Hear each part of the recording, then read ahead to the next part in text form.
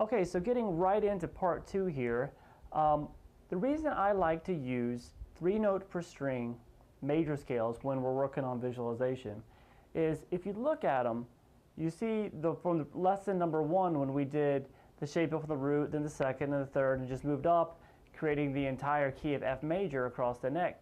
Well, you'll see that the last 2 notes on each string make up the first 2 notes of the next form. So really there's no beginning or ending in these forms. They're all interconnected so much. Just one note in a form is actually going to appear in 3 different forms. So you can see that, like if I had this, that first, on the 6th string with that root, shape up from the root in F major, I've got that pinky note, which is also in the shape up from the 2nd, that same note, which is also the first note in the shape up from the 3rd. So they're really easy to see and connect because there's really no beginning to end of them, so you don't feel like you're trapped in a box and stuff. But it also allows me to create a scale pattern for every note in the scale. Therefore, there's no confusion at all. You know that this form is a root shape form, the other one's a shape from the 2nd, shape up from the 3rd. So as long as you know your keys, there's no holes in it, it's very easy to do. So what we're trying to get here, so we took one key and just strung it up and down the neck last lesson. This lesson, what we're going to do is we're going to try to do what is kind of the end-all be-all for guitar players that really know what they're doing. If you ever see a guitar player like playing through tons of keys, tons of chord changes or whatever, changing keys, doing different modes or whatever, and he's staying in generally the same area of the guitar neck, that's usually a sign of somebody who really knows what they're doing. Because most guitar players have to do what we call chasing roots, where if they know just one scale form here, the shape of the root maybe, and then that's in G, they know G, they can eyeball G on the 6th string, and they want to move to D, they gotta hop up here to D and play the same form there. So yeah, that's great and all, but it really limits you to what you're able to do across the neck. So what I'm going to try to do here is stay in one area of the neck and show you how you can play through all keys and then have you practice that in every area of the neck. So what I do, the major part of this method is actually to break the guitar up into what I call regions. It's very simple. The regions are on the 6th string, and if you see the first note that we actually finger on the 6th string in standard tuning is F. Okay, so I call that the F region. Now the F region spans F and F sharp. Okay, then we make it up to the G region. The G region spans G, G flat, and G sharp. So it's a 3-note span of the Gs. Same thing for A's, A flat, A sharp, B flat, B sharp, C flat, C sharp, and so forth. Every single letter name creates a region, a zone, or whatever you want to call it. Now the benefit of this is this. Wherever you're at on the guitar, wherever you want to be, you don't have to jump around because you only know the scale up here. Wherever you want to be, it's very easy to see what region you're in. If I'm plucking around here on the 5th fret, I'm in the A region. If I'm on the 7th or 9th or 10th, I'm in the D region at the 10th. Okay? So it's up to you to decide where you want to be. Then all you have to do from there is figure out, this is how we figure out the key. If you look at every single major key, every single major scale, which if you don't know your major scales yet, go to guitarlessons365.com and download Understanding Keys lesson, okay? And it'll explain how to do this. What you need to be able to do is know wherever region you're at, whatever key you want is where, see right here I'm in the A region. I need to know what every A in every key is and where it happens in that key. It's a lot easier than you may imagine if you do it enough. So if you look at a major scale, every single one of these 7 letter names, A, B, C, D, E, F, G, every single one happens in every single key. And it only happens once.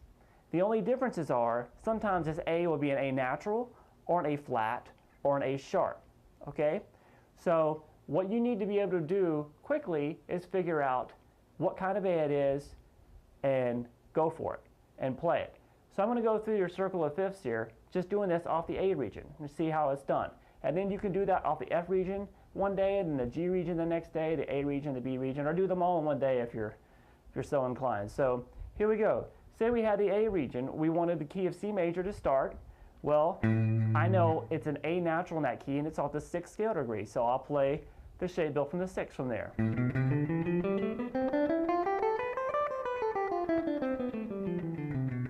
Then we go to the key of G major, is the next one in the key in the circle of fifths, and that has an A natural in it, and it is the 2nd note. A is the 2nd note in G major, so we play the shape built from the 2nd right there. And that basically gives us the notes in G major in that area. Then it goes to the key of D major. A is a natural in D major, and it's the 5th note, so I'll play the shape built from the 5th off of A natural.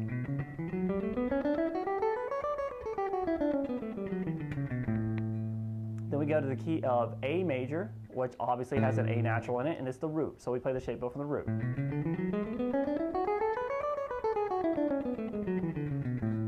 Then we go to the key of E. It's an A natural in that key as well, and it's a shape built from the 4th. A is the 4th note in E major, so we play the shape built from the 4th.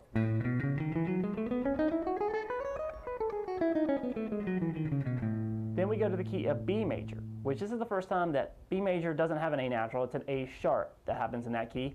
So we move up to A sharp, and it's the 7th note in the key of B major, so we play the shape built from the 7th off of A sharp to give us B major in this area of the neck.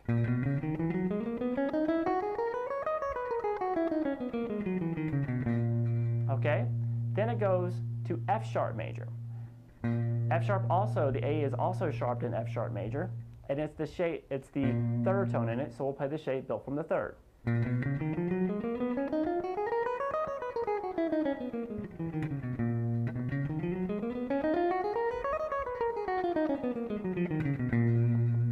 Okay, then it goes to the key of C sharp major.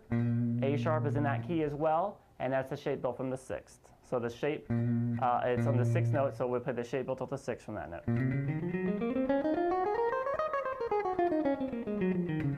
Then we go to the key of F, get into the flat keys. F has an A natural in it, it's the 3rd note, so we play the shape built from the 3rd off of A natural to give us F in this area of the neck.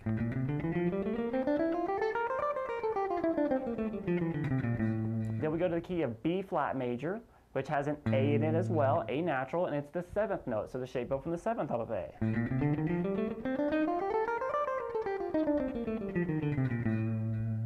Okay, then we go to the key of E flat major, and E flat major has an A flat in it, and it's the 4th scale degree, so we'll play the shape on the 4th off of A flat. It's our first A flat here.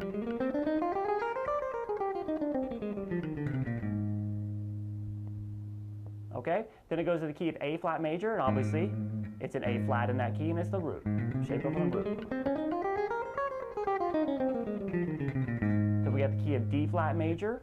That's got an A flat in it as well, and you play the shape built off the 5th, because A flat is the 5th note.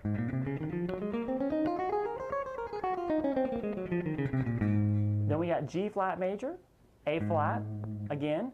It's the 2nd note in G flat major, so play the shape built from the 2nd there at A flat.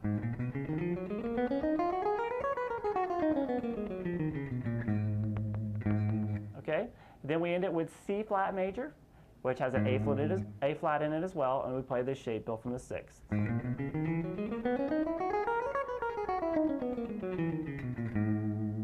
Okay, so I hope you understand what we're doing here. Try to do this from the F region, so you have to figure out all Fs in every key. Just go through the circle of fifths. Then do it from all Gs, the A region, B region, C region, D region, and E region. And you've got it nailed. You can play any key you want. And this is, if you can do this, you can literally learn how to play all the basic modes in a matter of a couple of days. I mean, it's very quick. So stick with this. Let me know how it goes. Comment, subscribe, and go to guitarlessons365.com. Appreciate it. Bye-bye.